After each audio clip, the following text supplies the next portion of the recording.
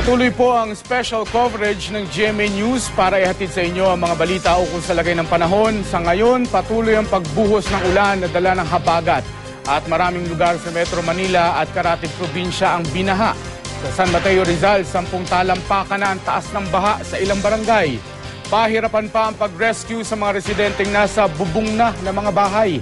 Makibalita tayo sa telepono kay Dante Perelio. Dante. Yes, Mark. Actual nga nating nakunan mula dito sa San Mateo Bridge kung paano tinangay ng malakas na agos ng tubig ang ilang bahay sa gilid ng San Mateo River dito sa Rizal. Napuno naman ang mga taong nag-aabang at nagbabantay itong ibabaw ng tulay dahil sa posibilidad ng makawang ilog. Pahirapan rin ang isinasagawang rescue operation ngayon sa mga residente rito na karamihan ay nasa ibabaw ng kanilang bubungan ng mga bahay. Bukod kasi sa malakas ang agos ng tubig, tinatayang nasa 10 talampakan na ang taas ng baha rito. Ang problema pa, Mark, kulang din sa tao at gamit ang mga rescue team. Sa ating pag-ikot naman kanina sa bayan ng Rodriguez, hindi na madaanan ng maraming kalsada dahil sa baha. Lubog na rin ang maraming barangay sa hanggang diwang na tubig.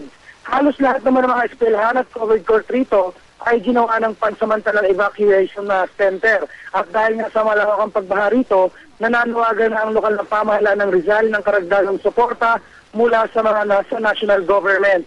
At pinaka-grabe namang naapektuhan, Mark, ay yung pinuntahan natin kanina na Kasiglahan Village na isang settlement site kung saan halos 2,000 pamilya ang apektado matapos na umabot hanggang bubong ang tubig sa kanilang mga bahay. Patuloy ang isinasagawang rescue operation ngayon dito at isa ang pinaghahanap matapos anurin ng tubig. Sa mga sandaling ito naman ay napakadilim ngayon dito at napakalakas ng ulan.